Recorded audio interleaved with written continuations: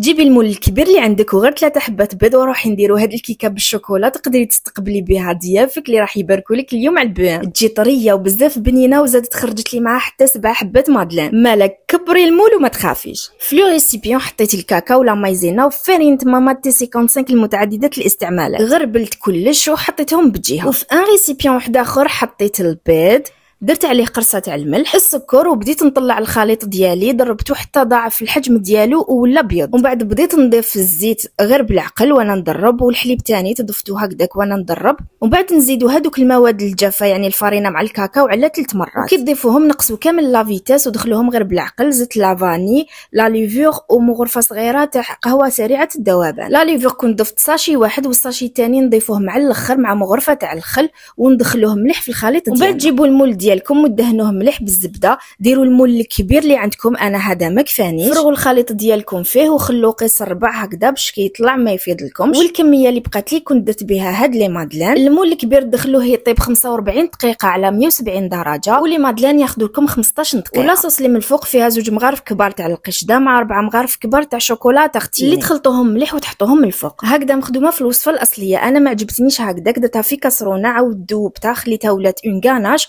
وخليتها تبرد. ومن بعد درتها فوق الكيك. مزيناها وصفه اليوم وما كاين غير ماما اللي تعرف لها.